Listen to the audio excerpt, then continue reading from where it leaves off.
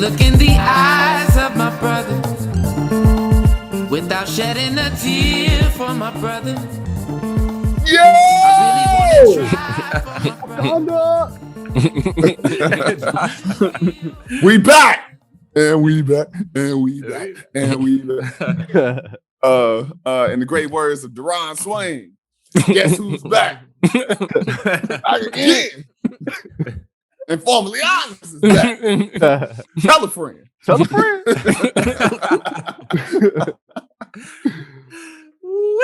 Yo, oh man, we have taken a 2-month break because of life, but we are back in this mother, and we are so happy that you have joined us. We are the InforMILLy podcast, and we are the AMPS crew. My name is Josh. We got Aaron on the mic. We got AJ. What's up? Good morning. And the dedicate. If you listen to the last track on Lupe Fiasco's Food and Liquor, you'll hear him mentioned Marcus. Hey, thank you, Lupe, man. I was so appreciative when I heard that shout out. I was listening to you for so long. I waited for your album to come out. Appreciate you, man. Yo, hold up. I just realized that like no one who's just listening to it without the video can see me throw up the deuces when Josh said we got Aaron on the mic. And it just fucking fell silent. It just fell silent. So hello world. Yeah, I do exist. Yo, oh man, we're so glad to be back and so glad to join us. We're glad for you to join us. If this is your first time listening to the InforMILLy podcast, we have 4 brothers from the Miller neighborhood of Gary, Indiana, that come together to reunite, like Captain Planet, if you will, and we converse on a myriad of topics that could range anywhere from relevant to completely irrelevant. And yeah, we just like to chop it up, roast, and have a good time. So by all means, thank you for joining us. If this is your first time, this is season 3. Welcome. We've been doing this. Go listen to the old episodes. They good too. All 50 of them. All 50. Right. Only getting better like Royce, yo. Only getting better with time like Royce. Above all else, I think that the reason why we are called InforMILLy honest is because we pride ourselves in no matter where this conversation goes, we pride ourselves on these 3 principles, and that is being forthright, being vulnerable, and most of all, we gotta be honest. So, fellas, it's been a minute. How the fuck are you? Man, I'm doing great, man. I'm doing great. I know everybody else doing great as well, but been a lot of changes and a lot of things that stayed the same in my life, but no, more changes than anything. And man knows how to keep it broad. I'm about to break it down. I got a new car. Oh, hey, come on! I got a new job. Hey, oh shit! New whip, new employment. Hey man, sound like a good testimony. Had a enlightenment. Man got the company car. Play the piano, man.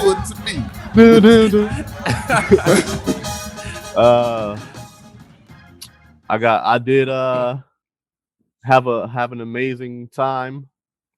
I did shrooms, man. Oh, yeah, man. Okay, yo, we gotta discuss that. It was dope. I did it before, but I didn't get the same effect. Yeah, I didn't do as much, and I probably didn't do that enough this time too. But it still gave me a little. Sounded a little bit like an addict. Okay, I got you. No, I'm just playing. Okay. All right, for real though, was it like were they the hallucinogen ones or the more of a buzz well, ones? To my knowledge, I mean, there is a lot of different types of mushrooms, but to my knowledge, they all are hallucinogenic. Yeah. I asked that because I didn't necessarily have a hallucinogenic experience. I had more of a buzz where I was like, well, you didn't take to the couch, you know. Maybe that's it. Maybe I'll just shut up and let you finish. Your perspective is appreciated. I didn't take enough to see like cartoons and stuff, like, you know what I'm saying? I just kind of saw like colors, not respecting normal boundaries and shapes. It was like stuff swirling at times, you know. But that was just like the beginning, and I was like, I mean, that part is not as important as the mental part of it. Like, but then again, I didn't take enough to see like figures and stuff like that. But yeah, what was your environment, bro? Were you like outside or were you... Well, I wanted to be outside, but I just decided to stay in because it was night and I wasn't by nature per se. So it would have been in a parking lot. Right, like yeah, I'm outside, but you know, just standing there blank face. I'm gonna see a demon if I look, you know. Yeah, with that, with an herbal tonic in your hand. Nah, I'm just playing. I don't think official demon, drink of InforMILLy unofficial drink. Yeah, Arizona ain't giving us no money. I had a few small enlightenments and perspectives to be shown, and it was cool. It was cool, man. I encourage anybody to have that experience if you are ready, you know, because a lot of people,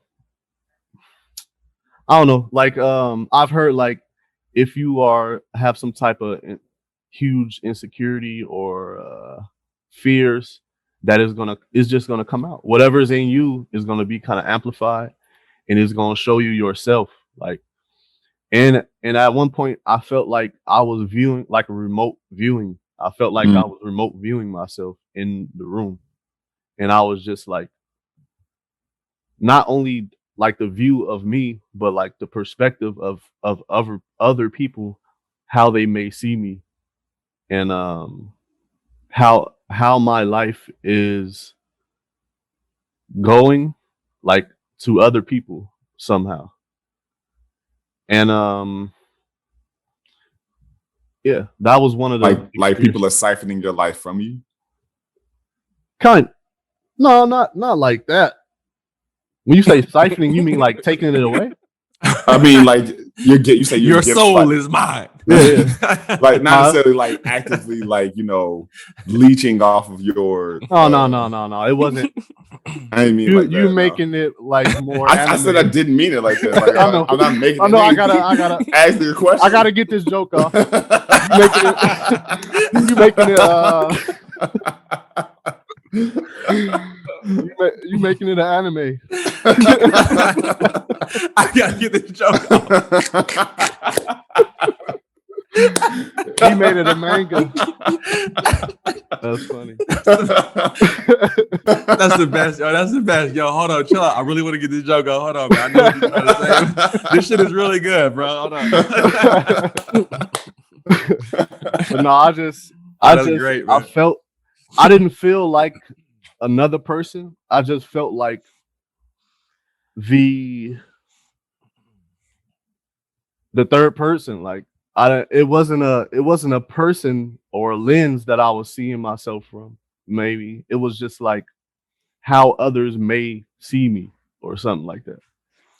Bro. But it's kind of hard to explain a lot of the things. But I actually wrote a lot of stuff down, so that's dope. That was one of the things that I've been up to. But I've been quick. So I know you kind of explain like in regards to like whatever is in you kind of comes out. That's the same way I would explain meditation in a way. Like whatever is really under the surface that you've been like avoiding or or almost repressing, for lack of a better word, that's the shit that comes out first. Like you see the real shit. It's you like you're not automatically you can close your eyes, take a breath, and just become peaceful. You see the things that have always been there that you've just been avoiding. So yeah, that was wild, Joe. That's very, very reminiscent of, you know, certain practices. So shout out. Anybody interested, give it a try. Word. AJ, what's new with you? There's not a lot of newness, but just more so just further alongness, I guess. So like yeah, so I've been working on this cardboard thing still. So I've just made a little bit more progress, so that's that. You know, I've of course spent 2 more months at this job than I had prior. That's going good. Yeah, that's pretty much it. No new drug experiences, but maybe next season. Hey, Dub. Caffeine? How about? Oh, sorry, my bad. No, I'm just enjoying some caffeine right now. Yeah, man. Same here. Nothing like too new. During the break, my girl and I took a trip to Washington. We stayed at the place that we worked at a couple years ago, and so it was really nice to see old friends and some new faces as well. And the woman who runs it, it's like a little homestead / Airbnb. She's actually looking to take maybe a year off to travel, and she suggested, or she requested, that in the next coming years that maybe my girl and I could go to Washington and run it for a year. So that'll be an interesting experience. That'd be cool. Yeah, very, very cool, man. You never know who you're gonna meet. That's super cool. I took a dip in that cold ass, that ferociously freezing lake again. It was always always nice, man. But other than that, got a couple raises at work. Never hurts, A couple? Yeah, man. Yeah. Well, one is because like one is just I'm the shit. So that's nah, Aaron, like, you got a new job? I got a few raises.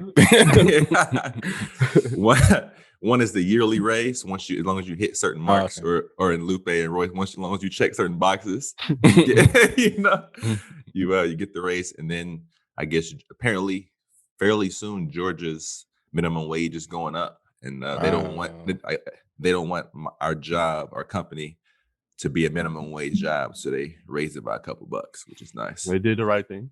And yeah, for real. That right there was my point for like if they raise it, because a lot of people's response to like, well, how is it that somebody at McDonald's gets to make this and I'm making this? Like, well, you can use that as leverage for you to get a raise. I mean, now if your company says no, then I mean, nothing you can do about that. But that leverage is there though, so that's cool that your company, Yeah, man. It was it came out of the blue, and it came a week or two sooner than they expected, just from like the hard work that we've been putting in. So it's nice to be recognized on that level, Yeah. That's what you want. But other than that, man, just little art projects here and there. Feeling good. Still rocking a tie-dye, and hopefully coming Monday, I just talked to my homie who's putting together the first shirt for this merch that I've kind of been fucking around with. He should have it done by Monday. So I can send something in the chat for you guys to see what you think. Just experimental, of course, just playing around. But so merch coming sometime soon, y'all. Awesome. Yeah. Otherwise, man, we making it work, bro. We making it work. Great shit. Perusing through this life. Good shit. On this end, season started? So I'm 5 weeks into my 35.5 week contract. My body hurts like hell. We've already done a few situations. We had a couple shows in the parks, and we just finished this video project that's going to be really dope. Coming out some early next year, and then we're getting ready for a show we have in Millennium Park. Plug. Follow Deeply Rooted Dance Theater. We're performing at Millennium Park August 25th. That's big right there. That's for real. With Donald Lawrence, a gospel artist. We started building a show for his last album, Goshen, back in 2019. So we're doing the preview that we built back in 2019 again, Millennium Park, with him. And Zeke and a New Experience is going to be the choir associated. A few of his Donald's Tri-City singers are going to be soloists, and his hit "Deliver Me" is going to be actually sung by Leandria Johnson, the woman who sang it originally and won that BET show Sunday's Best. So it's going to be like a big deal. So getting ready for that. Yo, are you? Can I assume that either you or Deeply Rooted Instagram has it on their story already? Because I go ahead and repost it and shit. Oh. It's already being heavily promoted for that. That and we're gonna be at the Auditorium Theater October 23rd, and so those are the two like big shows that are getting promoted right now. And so so I'm just getting ready for all of that. Dance is hard. Dance is a fucking hard job, and so other than that, man, that's really about it. It's just that consumes my life. I work 40 hours a week for the first time in my life. It's wild because that's your body is your instrument and your everything in that field. It's wild. Like how much time do you spend working out outside of dance, which is the workout itself, but you also work out, I'm assuming, to kind of keep keep conditioned in a way. Like how often do you do that as opposed to getting tired of shit from 40 hours a week of dance? Well, that's the whole thing is like prior to being back in season, I was in the gym maybe like 3-4 times a week. Where are you flexing? Huh? I saw you flexing. Yo, man, I let the gram know, like, trying to get these gains. No, and actually that was a social experiment to prove to my girl that thirst traps don't work for me. And did it work? Did you prove it correct? What are your findings? My findings, and humbly speaking, no one who didn't already express some sort of interest said anything. So no new. It wasn't anybody new. It wasn't anybody like this. Oh my God! It wasn't like that. Nobody famous came out the woodwork. Yo, man, I got too many. Leanne LaHavis, Vanessa Hudgens. Like let any of them throw something at me, I'll be like this. Yo. Come get this overtime. But no, nothing like that happened. And shit, I haven't been in the gym in this whole time since the season started, just because we in there for 8 hours a day. Yeah. And then I hit rush hour traffic as soon as we get out, and we're rehearsing in the suburbs. So even though we get out at 6, I probably don't get home until like 8 o'clock. Man, okay. And so a lot of podcasts and music listening, huh? During that. Pretty much. Depends. Like I take people home, and so I don't listen to podcasts while they're in the car and whatnot, just because unless I see like folks already got their headphones on, then I will. But otherwise I don't. I'll put on some music. Yeah, man. So just getting used random. Are you still doing Uber or no? Nah, I stopped that a while ago. Okay. Because when the next time my quality check came up, I had a minor accident driving down to Purdue where I hit a deer pretty much. And so I have a dent inside of my car, and they were like, yeah, man, sorry with that dent, we can't pass you. And I was like, yo, I've seen people pull up without a bumper. How the fuck? Yeah, how the fuck? They're like, our drivers ain't trying to ride around in that, bro. Hey there, man. A deer, that's a pretty big deal. Like, that's crazy, man. Like, because a lot of times people's cars, they're done. Yeah, dude. But I was able all the spectrum, man. Right. I was able to come out pretty unscathed. I lost at the time. I lost a mirror, and it just it scratched up the front a little bit and dented like by the passenger headlight. Okay. But it was only because I was able to like swerve and clip it. Okay. And so I didn't like actually hit it. But yeah, Uber was man. Thank goodness there were no other cars on the road for you to swerve into. Thank goodness. For real, dog.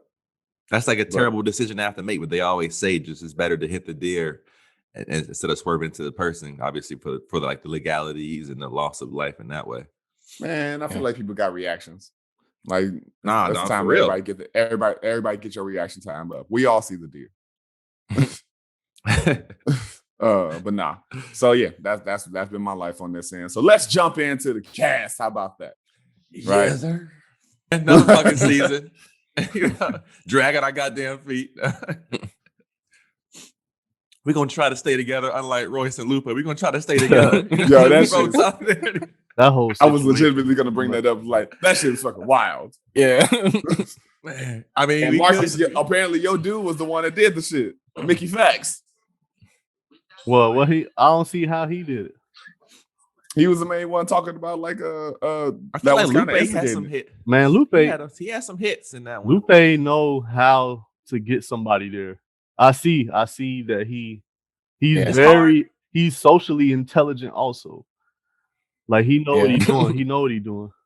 I wish like it's And hard then- to say like how it like I who guess we really should started talk it because they're about it going on back this and one. forth. But like I wish we could hear the shit before the podcast got edited because apparently they've been going at it on the podcast. But They I'm would edit a lot of that shit out. I don't even know like might have all the started history it. of the podcast.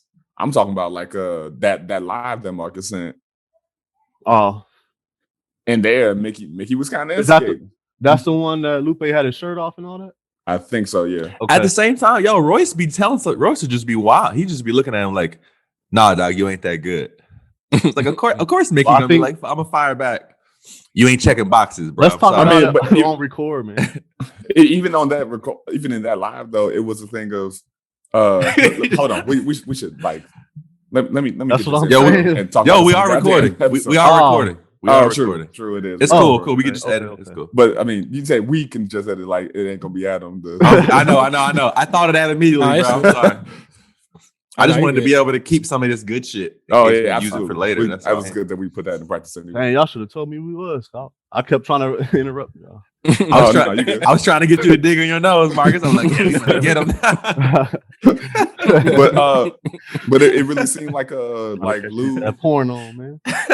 It seemed like Mickey was instigating, and Lou kept doing that thing where he's just yelling over him, and Royce was sitting there like, "Yo, we can talk shit, that's fine, but you're not gonna yell at me like I'm some little boy." Yeah, I felt them on that, yeah. It was a whole tone thing, but they wasn't. They were saying like they wasn't even talking about him or something. But when they called him, like they was hyped and stuff, Mm-hmm. and it just that's what happens. But Yeah. but why is Royce not just make a song? Like I don't get it. I feel that he He just talking too much. He kept saying it's- like the it's hip-hop. energy is off. He said if they came in like a less malicious energy, then he would have done it.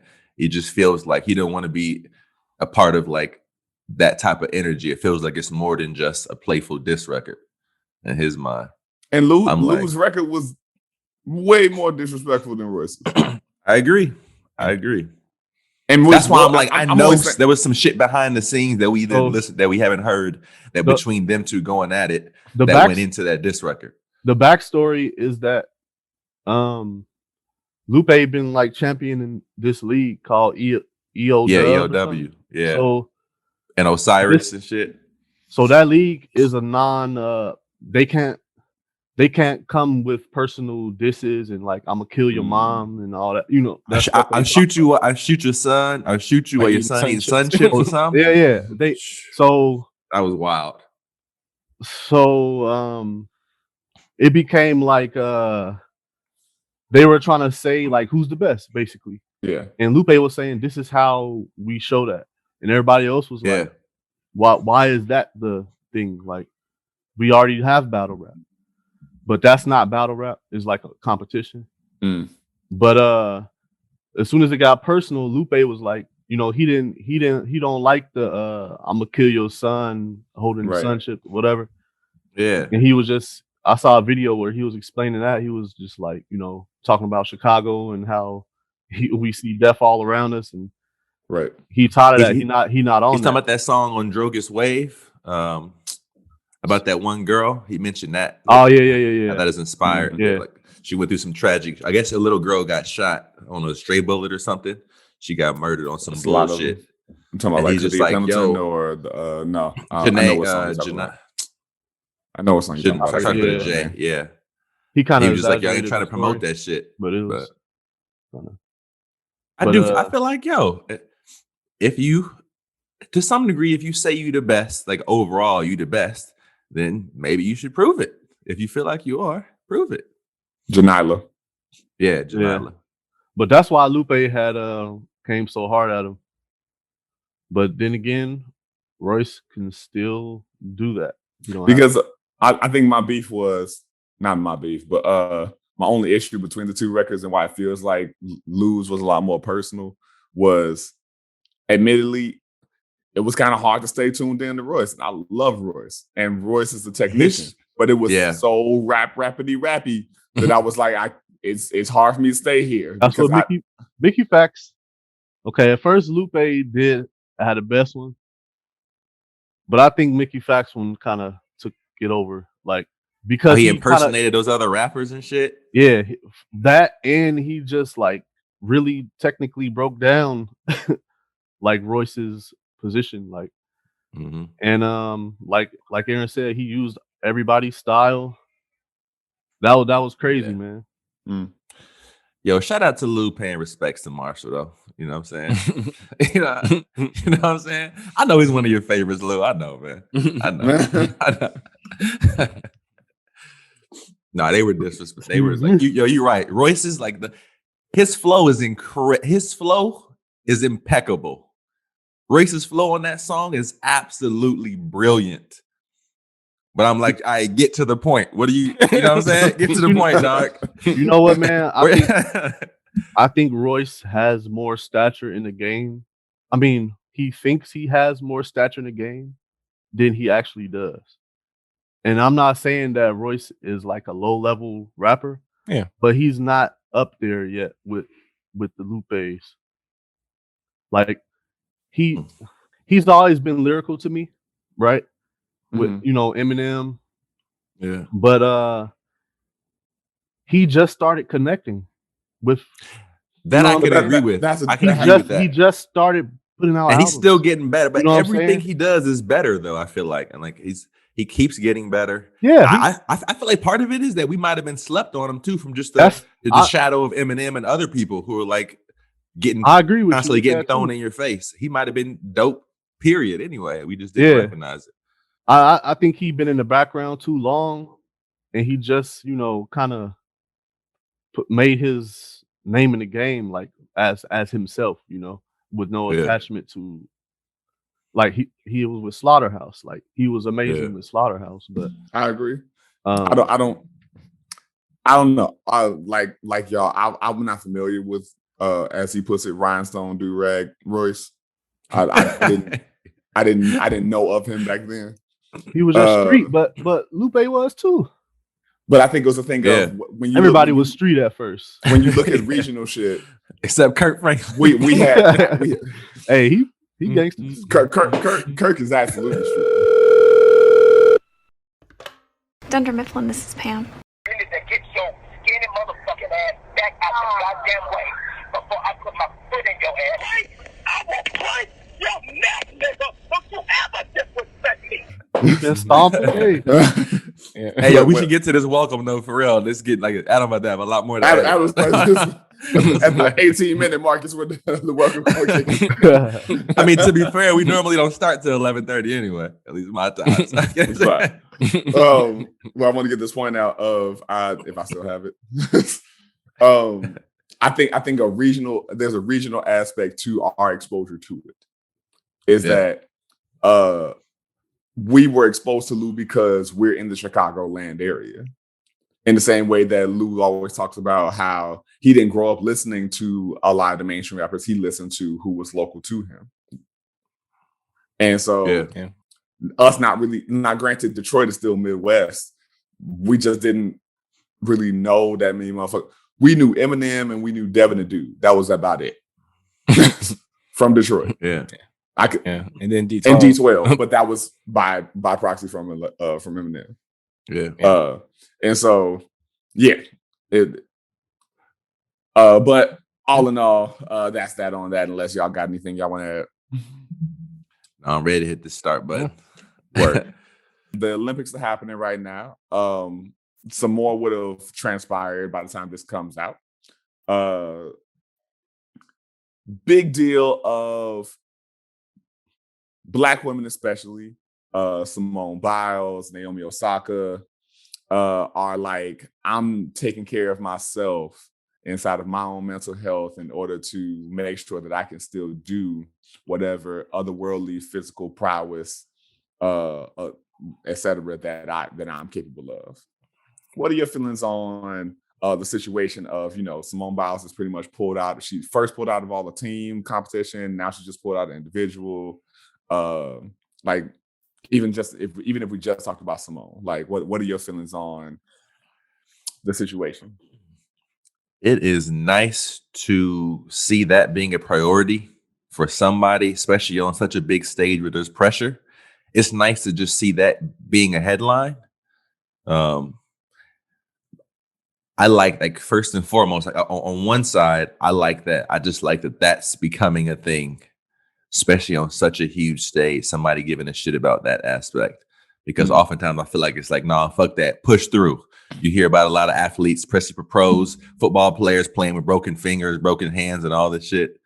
And you just think about over the years, the effect that all these things, hard hits and whatnot, and like injuries have on somebody's mental and emotional state when they get older. Usually you hear about it, I feel like during retirement, you see how they're doing later on in life and you see the effects catch up to them.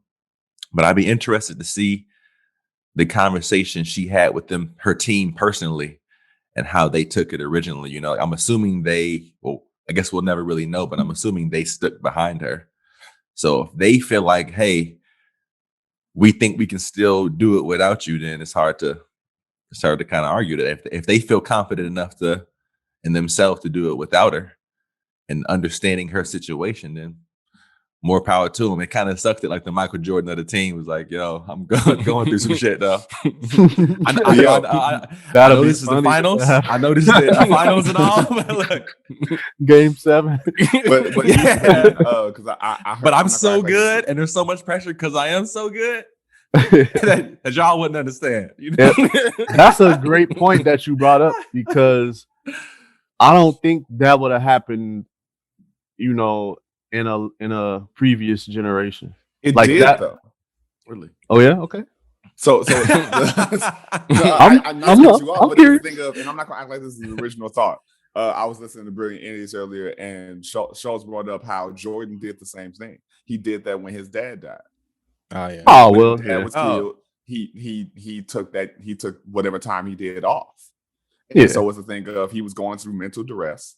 And he gets a pass for scoring 61 or 63 with having the flu.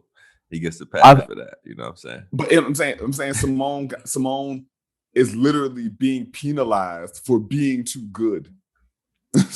Oh, she been penalized. I didn't know she was being penalized.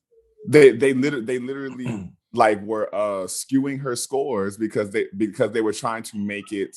They claimed they were skewing her scores because they needed to make it a competition for the other people, because the tricks and everything that she was doing, no one else could do. Oh, I did. Okay, I know what you mean. I felt like she should be judged differently or separately because of it. That's not fair. That's whack. Yeah, that's whack. That's grading on a curve instead of using the official rules. And I bet you changing the rules, basically. I bet you gotta. I have to assume that that's part of her mental and emotional state. Like that's we doing nothing but adding to the. We don't know. I'm just assuming that that's adding to the pressure. Mm-hmm. Did she come out with a statement? Like, not that she have to. This is the difference. Like, no, she did. She spoke on it a little bit. Yeah. So did she cite what? Because when they say general things like mental health, and be it like you don't have to tell anybody what exactly you're going through. Mm-hmm. People are going to make up. Oh well, you know what I'm saying. So we don't know what's going on in her head. Yeah. She may have wanted to give shine to the other whatever you competitors. That's what I'm saying. I would love to hear the conversation you had like behind closed doors in the locker room or whatever with her teammates. So in my mind, I want to make up theories, right? But it's not valid really, because a part of me is saying like, man, she kind of dropped the ball. And then another part of me is saying like, she going through a lot, and you actually don't know what's really going on. So it's kind of hard to really have a solid opinion about this one. I think I actually I do. No, go ahead. But I'll just say this, like I do see a trend of some people using mental health as a blanket for they just don't want to go through the tough part publicly. And like I said, we don't know if it's real or not, but we just gotta believe it is real. Because really quick, go ahead. I was just say one last comment on that is like I have like I feel like I have an opinion on it. One, I totally agree with you. Is I could see that. I see like quote unquote regular life outside of celebrity or Olympics and whatnot, big names.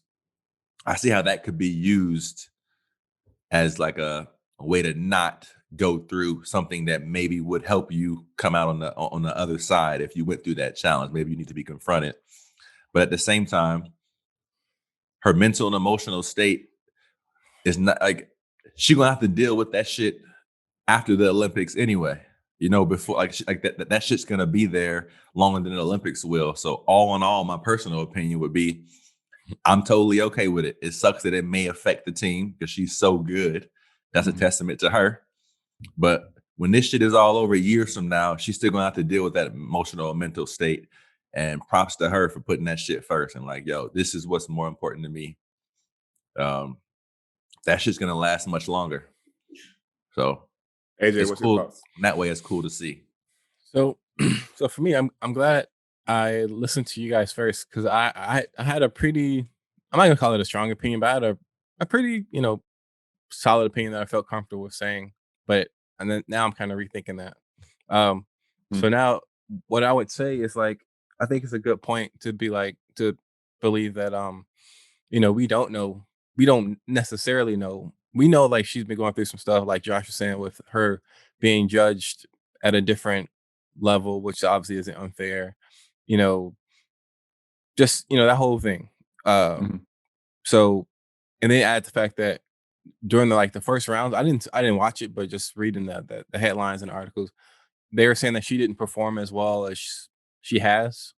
Whether that was the judging, whether that was her actual performance, I don't know because I didn't watch it. But and it seemed like after that is when she pulled out. I'm guessing because and for me, my initial was like, oh, she's just doing this because she didn't perform as well as she typically does, and now she's starting to feel the pressure of that.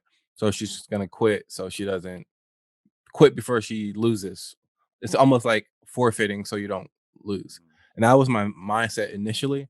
And now listening to you guys, like that's kind of unfair because like, I actually don't know because I didn't even watch the performance or the in real life. I haven't watched anything either. This is me just reading up on it. Yeah, dude, I didn't even know she actually performed a little bit and didn't do as well as she normally did. I didn't even know that tidbit of it. Yeah, not like I said, I don't know if that was because it was her performance or the judges. So that What I did read was originally she was saying that she said something. Now I'm paraphrasing here.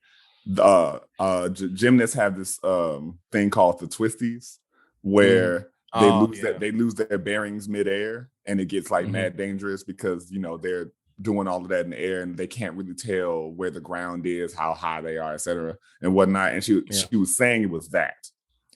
And then she later cleared it up to say it was that because of whatever mental stress she was under was amplifying what that was. Yeah. Yeah. And that makes sense. Like I said, I learned what that was like I never knew that was a thing. It makes sense. You're spinning super fast like that. To land straight on your head. Yeah, man. Yeah. So I'm glad I listened to you guys first before I ranted on her like that. Message. Because but I still feel on the fence though. Because like what Aaron was saying was like, what if Michael Jordan, was like in game 7, like, oh, I'm gonna take, the night off because And you know. to comment on what Josh said, like how he did take that time off. Yeah. And like before I say this, like everybody should take the the time off they think is necessary. If you feel like you can't function, you know, as well to be functional in the society, whatever task you got to do, you can't do it. But we know what he was going through, and he didn't stop playing it mid tournament. So that's a little different. And but the other thing is the repercussion of her messing up would probably be a lot more different than Jordan going to the hoop, you know. So it's a lot of makes it a story too. And what I'll say in the comparison of those events with to say Jordan didn't pull out mid tournament because I don't remember where in the season they were, if it was postseason, what have you. And so that's the sick thing was that they were in the finals. They were in the finals, and we had the flu that day. Yeah, we still don't even now know because of Last Dance whether or not it was a flu or food or poisoning from a pizza and all that. Some Henny. So, that was the Henny game. The Henny game. But the timing of losing your father and the situation that Simone is in is a circumstance that I feel like has weight. That so it yeah. And on top of that, as far as like if you know that your mind state is pretty imperative to you being exceptional, then you're going to do whatever you have to do to protect being exceptional. Yeah. But I would argue that most great people or players, that's when they shine. You know, that's some. I mean, that's true. Now, it's a difference to me when players try to go out there and they hurt, and I hate seeing my team like, we know you're good, Peyton Manning, but say if your thumb is messed up and you throwing interceptions, we don't want you out there. No, for real. But we talking about a mental obstacle mostly. So you're saying that you hold physical ailments to a higher degree than mental. Yeah, I mean, depending on what it is, because in all, you can have a physical ailment, but it still be a mental battle for you to play through it. I mean, I think depending on how severe it is, like at some point you should just not be out there. And yeah, go ahead. I believe it is the same. You at some point you shouldn't be out there with a mental thing, but I guess it all comes. Go ahead. I'm sorry, Doc. I guess it all comes down to we don't really know what it is. Yeah. So, and everyone's. I think the biggest thing is everybody's different, and that's it's so hard to remember that sometimes when you're like, especially me when I'm analyzing something and making points, I always forget like I process things differently than this person, and they process things different than that person. Because I was thinking about Brett Favre. Remember when his dad died? Like it was like the night before, and he went and played the next game and dominated. So it's like everybody can't do that. You know, some people are going to be like, "No, I'm not playing." Like Jordan did. You know, when his dad died. Not to mention Jordan's dad died terribly. I mean, he was shot on the side of the road. So I mean, that's hard to. Right. Yeah, that's a bit harder though. You know, it wasn't like he was 80 and we already knew he had. You know, he was sick. And he kind of just peacefully. I hate to put this out in the universe too, but they were saying that it could have been linked to some of his gambling stuff. And that's if that is the case, then that's a terrible feeling right there. And I hope it's not that, but So what do y'all feel about in the scenario of like a Sha'Carri Richardson situation where she was grieving her mother and ended up I didn't know that aspect of it. That was the reason why she was smoking. I want to say this. Your circumstances are not going to change the rules of the I the have to agree. competition. I have to agree. Say you're out in nature. If you make it a broader statement, the nature of things is not gonna is unforgiving, you know. So your problems, what you're going through, yes, as a person to person, we can have sympathy for you, but that's as far as it can go. You know, I agree. It's just what it is. Yes. Yeah, they can't just be making exceptions in the rules like that. Like a waterfall is going to be a waterfall whether you're coming down the stream or not. Straight up. Wow. Okay, and because somebody survives the waterfall and somebody else dies, it's like it ain't personal. Yeah, you can't go chasing them because you know. Keep it going. Also, let's put into context that we're talking about sports. Like, so everybody's, to her, it may be like, oh, I already know I'm the best at this. Yeah, and she is a sport. Like, but she doesn't have to be gladiator minded because it's not life or death. Weed but has actually, it might be faster. Huh? Weed has never made anyone faster in the history of weed. No one has ever gone. Oh, now I got you. Fucking. You know what? But does that mean we should just change the rules? Yes, perform better. It's weed. Weed is well, mentally, you're no.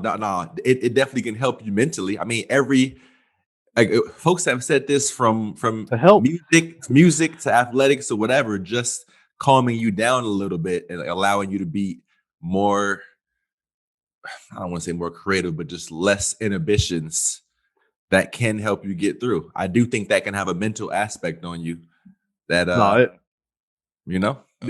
like Adam said, it depends on the it depends. Well, it depends on the strand of marijuana too. I mean, yeah. So okay, so I'm gonna say this.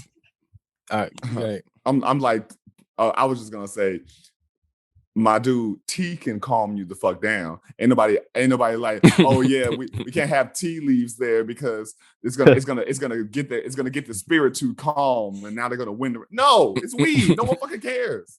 It's like, look, to me, it's rules like are rules. Is what I'm saying. Let's get the it's weed. Let's fight the rules. Let's get the rules up to date. That's what we mad. Agreed. Yeah, but they're not up to date now. So right now in this situation, she did some shit that was outside of the rules for everybody, not just her. So in an ideal situation, Josh, you would like to see those officials say, "Hey, it's cool for you because of your circumstances. It may be somebody in Slovenia that lost their whole family last week, and we don't know about it."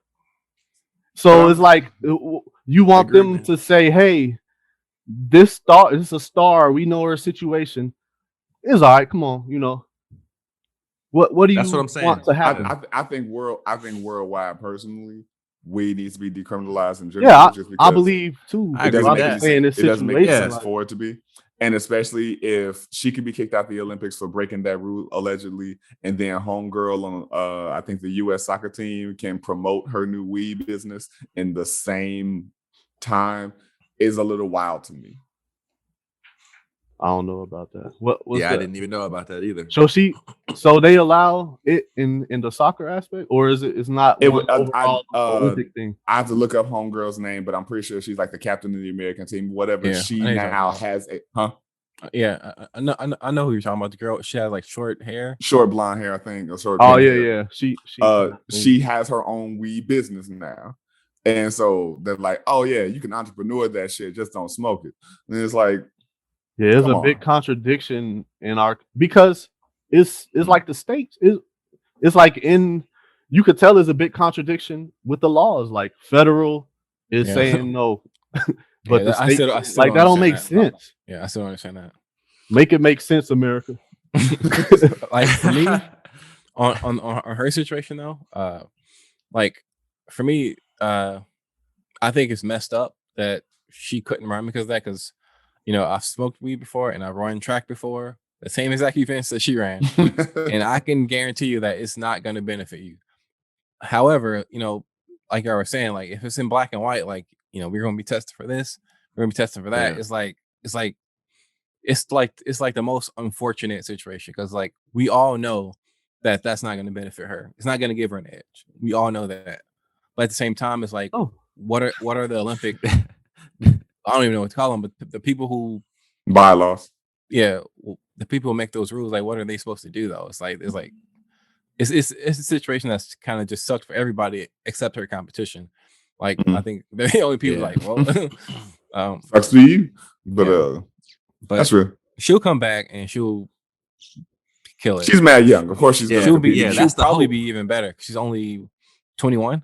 Something So like that. Her body She's isn't even in the track war, her body isn't even like at its full capability yet. So yeah, it would be wonderful to see. It would be the best story for her to come back and just slay everybody. Yeah.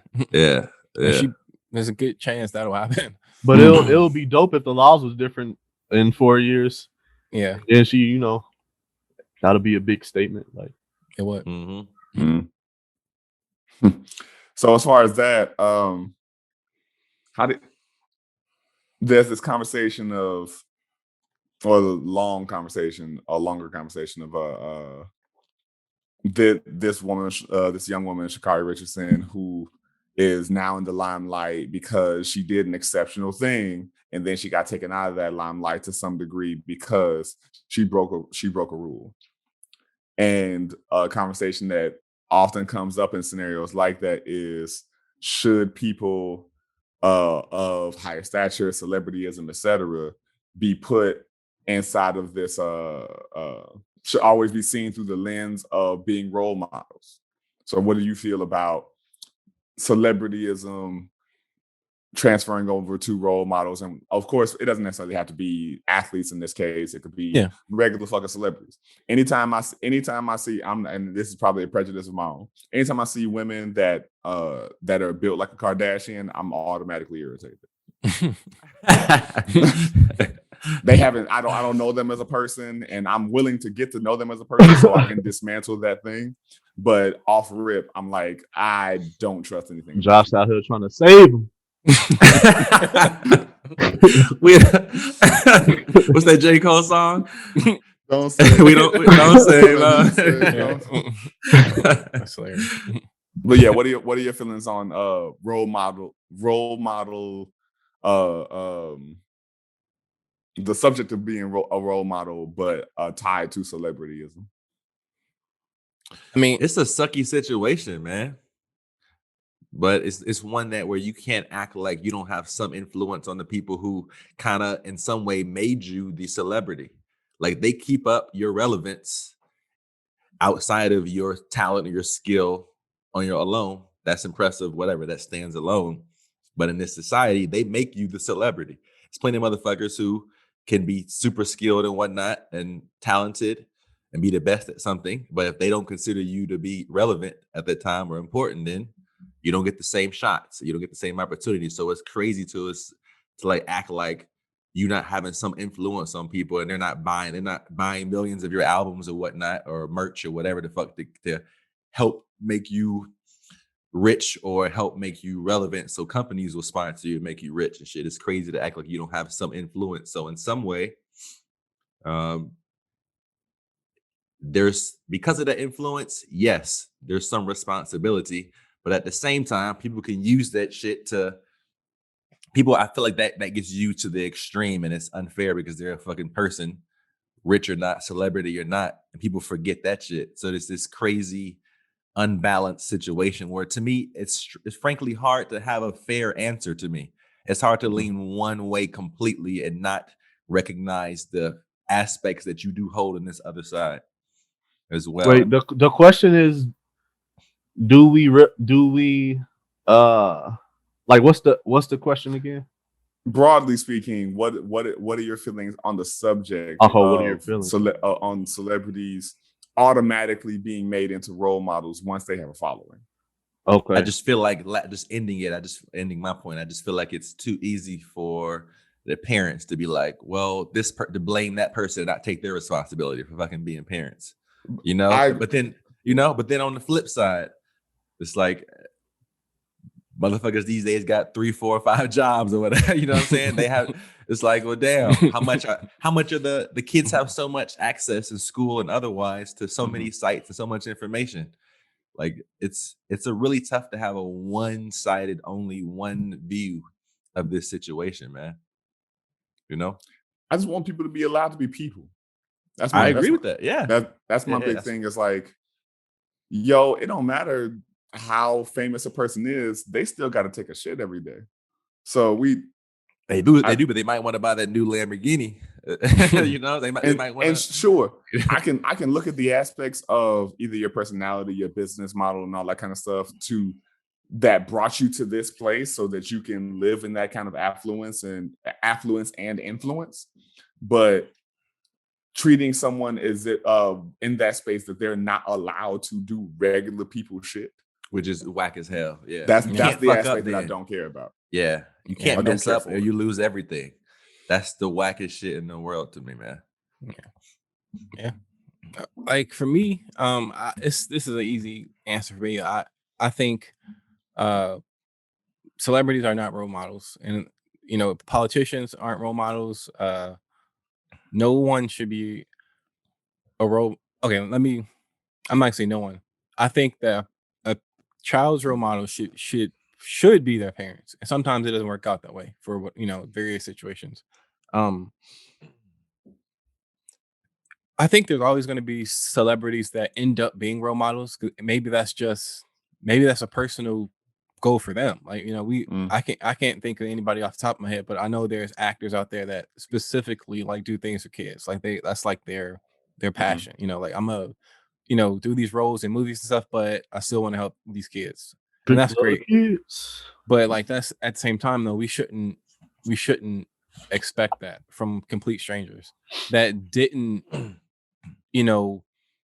they didn't do an oath or whatever to be a public servant. Like when you join the military or become a police officer, you get voted into being a senator or congressman, president. Those are positions of service. You're servicing or supposed to be servicing people. Right.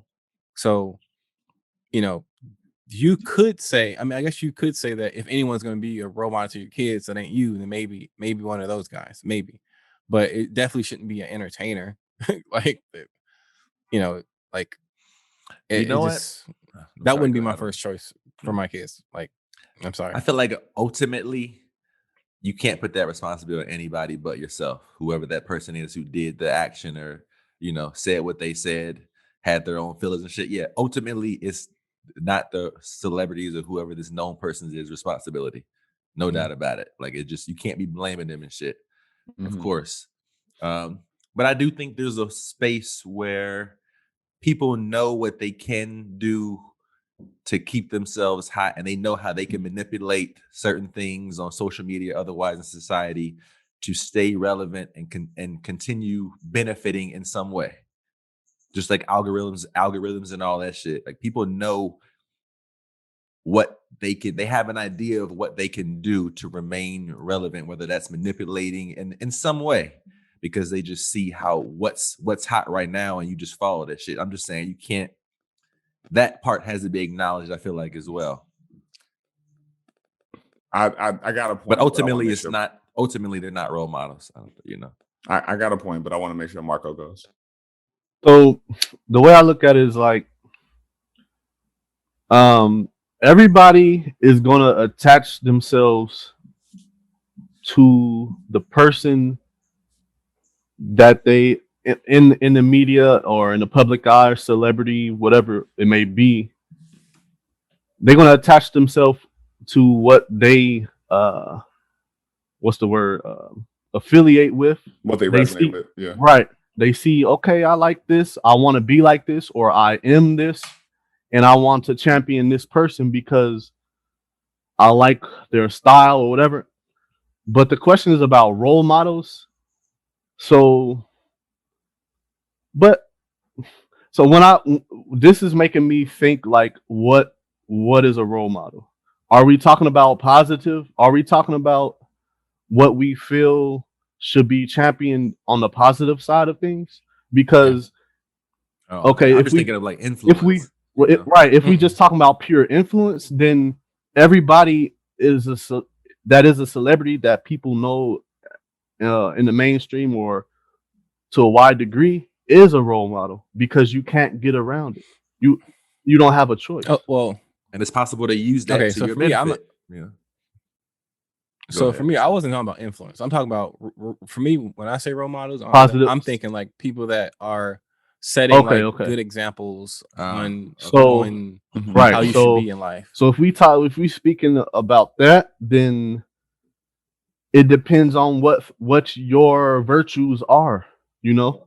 So yeah, it just depends on what your virtues are. And I concur with that, Marco. I personally, and even to, I guess, piggyback on what Adam said, I don't personally believe that anybody is a role model. I think people can have aspects to them that deserve to be modeled after.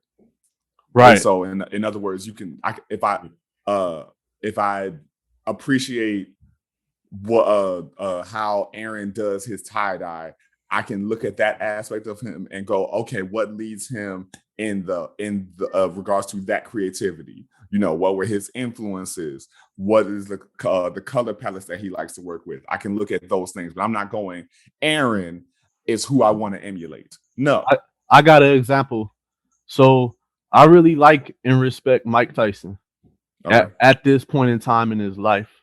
Me too. And I like his truthfulness. I like how he doesn't hold back.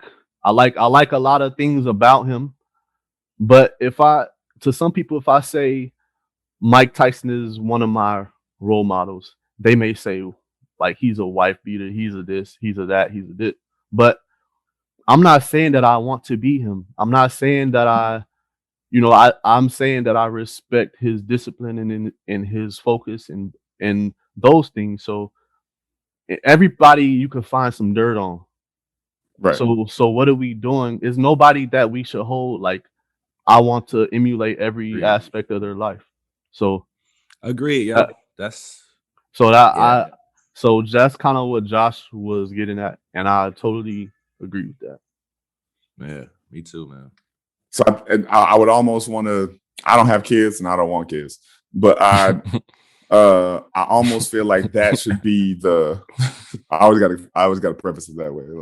Like I'm not. I know I don't have kids. It's like you telling the listening in.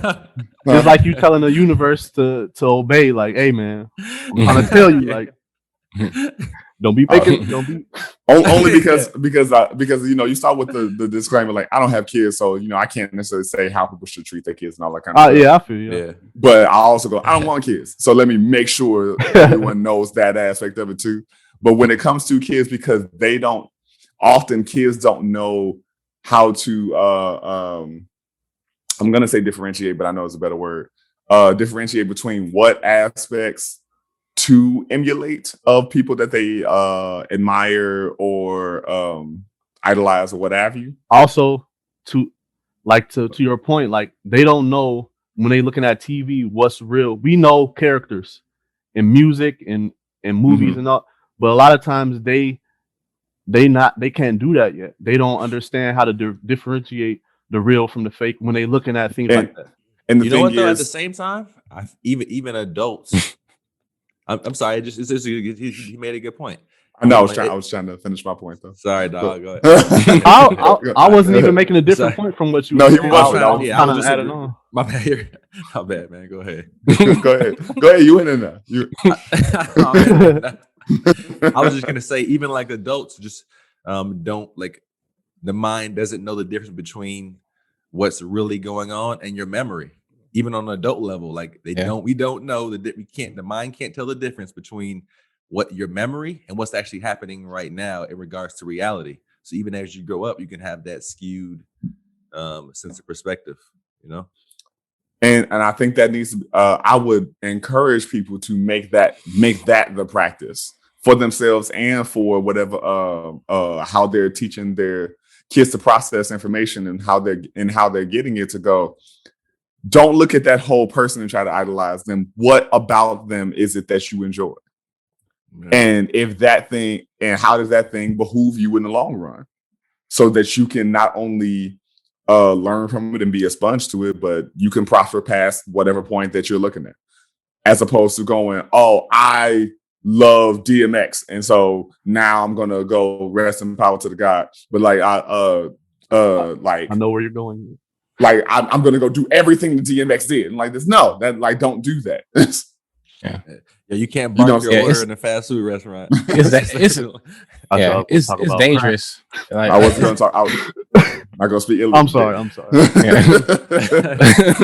Like it's dangerous though, and like, and I don't have kids either, but I would like kids. But and for me, it's like I think it's important, so important.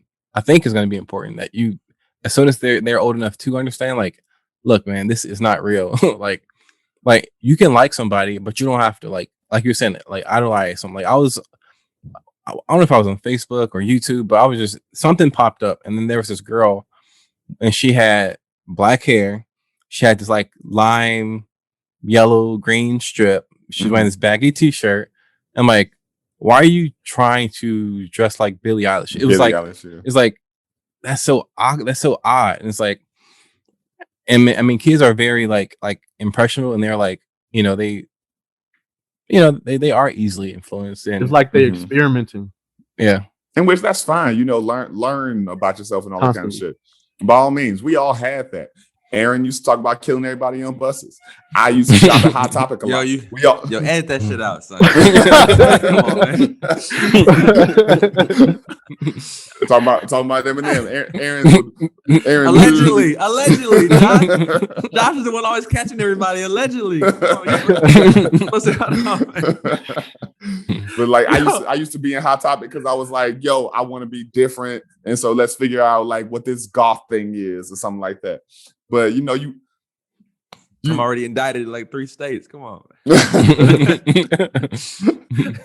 And so yeah, I think kids deserve a chance to experiment, but just figuring out like what's the root of the experimentation. Are you just trying to emulate this thing, or are you trying to find that thing in your voice? Yeah. For wherever that is at the time. You know what? I feel like even as the parent too, you should also be not necessarily experimenting. That's a lack of a better word, but remain somewhat open to be like, yo, I don't know everything too. So when this child comes to me asking certain questions, absolutely. I might not be there yet. We can learn. Shout out to Bruce Lee. Be like water. You know what I'm saying? Straight up. Like, yeah, because that's one of the scariest things to me is kids will think that their parents know everything, and then to hold on to shit. It's like, damn, yo. Especially traditions from the past. That's not the way to go either. Yeah. Parents want their kids to think they know everything, which is crazy. That's why I always say like it's a double-edged sword. Yeah. From what I've seen, again, don't have kids, don't want kids. Is that they just to be there. Is that they'll push for that whole I'm a superhero to my kids because I want to seem omnipotent to them so that they will come to me when they need it. And if they feel like I don't know, then they're going to look to someone or something that appears like they do. And so it's a double-edged sword, because when you're a kid, you don't know. And even when you're arrogant enough, when everybody hits the arrogant face, they're like, I know enough, like, fuck you. And so I feel like part of it is we don't trust. No, I'm sorry. Go ahead. I thought you go ahead. You got it. My bad, Doc. I really am. This first episode of season 3, I'm just interrupting motherfuckers. Oh shit! I'm just saying it. I can see the double-edged sword in it to this young entity who's trying to get their bearings and is trying to learn, and so they're going to go to the sources that they feel know as much as possible. And if that source is like, well, I'm not really sure, unless they also add the aspect of let's do some research together so that we both can grow with it. And if they just go, I don't know, they're going to go, okay, well, let me go find someone that does. Yeah, yo. You know what? And that research to me is like living more life. That research to me is living more life. And Bill's like, let's wrap that shit up. It's like, it'd be cool to get like live more life, and then eat on each stage when you feel like you know something, still be questioning like, yo, do I really know it? Because the second you realize you don't know something, you want to fight, you want to like push to know it. But on what level can you really say you know it? That's the question. On what level do you really know that you know it? I feel like we've been slightly How open are disrespectul. you getting? Marcus, you have kids. How do you approach this subject? I know they're probably not old. Baby boy might be, but are they coming to you with like mad questions like, Daddy, where do kids come from? Why do I have 2 grapes in my lap? I like.